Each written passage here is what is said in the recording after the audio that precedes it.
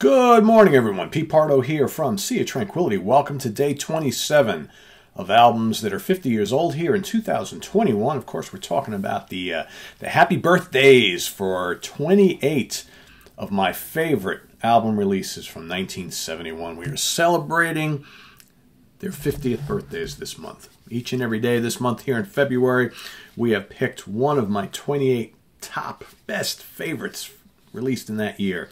And each day we're also giving you an honorable mention. So 56 in total, right? Albums we're talking about here this month from 1971. We're on the last 2 days. Okay, as of Monday we got starting a whole new thing for each day of March, which we've already talked about, which is going to be a dream set list. Each day I'm going to pull out a different band, put together my favorite dream, my dream set list, not my favorite, my dream set list that I would have loved to have seen from that band. Maybe I pick a particular lineup, right? Whatever. And I'm going to ask all of you to do the same. It's going to be kind of a random drawing of a band each day, so stay tuned for that starting on Monday morning. Today, though, let's get back to day 27. So a lot of you have mentioned this particular choice here from 1971. I happen to love this album quite a bit. It was released June 14th, 1971 for the Island Records label, produced by none other than Greg Lake. Of course, I'm talking about Tarkus from Emerson, Lake and Palmer. All right, who can forget that iconic album cover art, right? With the armadillo war machine, right? So, of course, Tarkus is highlighted by the big, gigantic opening epic title track, right, which took up all of side one of the vinyl. Side A, side 1, 20 minutes in length. Okay, of course, it's got 1, 2, 3, 4, 5, 6, 7 sections: Eruption, Stones of Years, Iconoclast, Mass, Manicore, Battlefield, and Aqua Tarkus, right? Tarkus is one of the great epic compositions in the history of progressive rock. Sometimes gets overshadowed by, other pieces like, Awaken, Close to the Edge, Supper's Ready, 2112, things of that nature. But Tarkus is definitely up there. Definitely up there. And just a wonderful example of the Hammond organ skills of Mr. Keith Emerson. And then, of course, you got Mr. Greg Lake's bass and vocals, and Carl Palmer's absolutely gymnastic, wonderful drum playing, right? So, but there's more to this album than just that. Fortunately, that is the big highlight of the album. You got some other good stuff on it. You got Jeremy Bender. Not a huge fan of Jeremy Bender. It's okay. Bitches Crystal is great. You got The Only Way Hymn. You got Infinite Space Conclusion. Okay. Time and a Place, and Are You Ready, Eddie? I will say, Bitches Crystal I absolutely love. Yeah, a couple of those other tracks are really good. But for me, this album was always about side one, the title track. But that track alone makes this one of the must-hear ELP albums in their entire catalog. It's that damn good. All right, so that's my pick of the day, okay, from 1971. But of course, don't go away, because we've got one more for you. My honorable mention. So this album was released on May 12th, 1971 for the Columbia label. All right, produced by Shovisa Productions. The debut album from jazz fusion legends, Weather Report. Woohoo! Yeah, this is a pretty good album. Pretty good? No, it's actually a very good album. So, of course, this comes not, this reunites two guys who were a big part of the Miles Davis group in the latter part of the 60s, right? Especially that seminal album In the Silent Way. Joe Zawinul on electric and acoustic pianos, and Wayne Shorter on soprano saxophone. Here they get together with Miroslav Vitus on bass, acoustic and electric bass, Alphonse Mouzon on drums, and Airto Moreira on percussion. Okay, you got a couple other people helping out on percussion, but that's the basis of the band. Pretty damn legendary lineup right there. Of course, that lineup would not last long in this band, right? You had a lot of lineup changes over the course of their first handful of albums.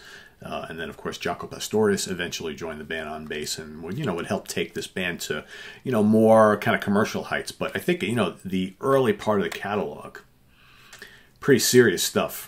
Before they took on, a little bit more of a lighter, melodic tone for a lot of their music. And I think a lot of that was due to Jaco's presence in the band. But here early on, this is a lot like a lot of the other fusion stuff that was happening at the time.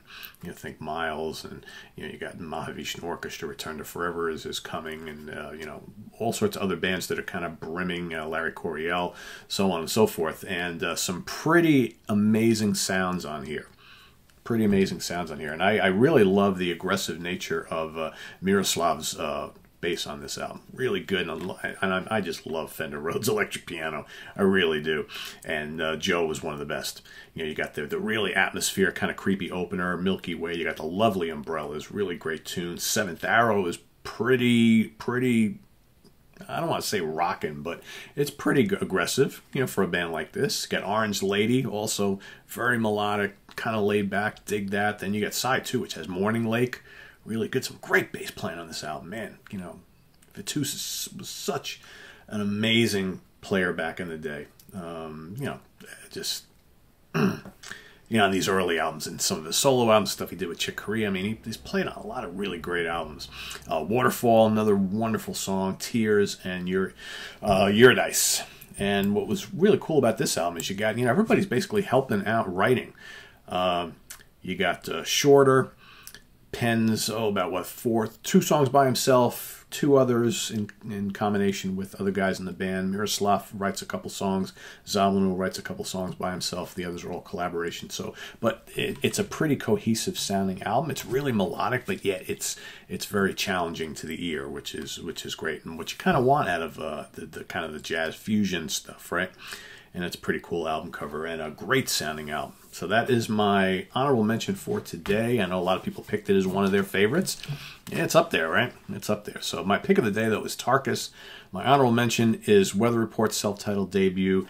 So we got today and tomorrow, guys. So put your picks in the comments below and make them count. 2 more days, right? And tomorrow when I do my final picks, I should say, for the month, I will recap the entire list for everybody, and I'll go through every day and just kind of highlight all my picks for you to hear. And just in case you missed any of the episodes, you want to kind of go back and hear me talk about them, you can do that. So this is on the web at www.seatranquility.org. We're on Facebook, we're on Twitter. Of course, we're here on the mighty YouTube all the damn time. So coming up today, I got 1, maybe 2, but definitely 1 more episode for you today. We're going to do a review of the new Todd La Torre album. Of course, Todd is the lead singer of Queensryche. He's got a brand new solo album that kicks major ass. That's coming. I wanted to get to the Transatlantic album review this weekend. I'm not sure if I'm going to be able because I've been so damn busy. I haven't had enough chances to listen to it, but I'm going to try my best.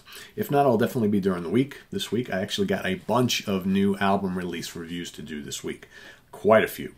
So it's funny how, like the first part of COVID last year, from March through probably to the end of the summer, we weren't getting a lot of releases coming out. It was pretty light. And then as the fall started working into the winter, things were starting to come out pretty hot and heavy, and that has continued into 2021. So the stuff has just come flying in the door like crazy. It's like just trying to find the time to listen to everything is nuts. So, but I'm trying to bring you guys as much as I can. So stay tuned for that and more. Of course, we've got coming up tomorrow.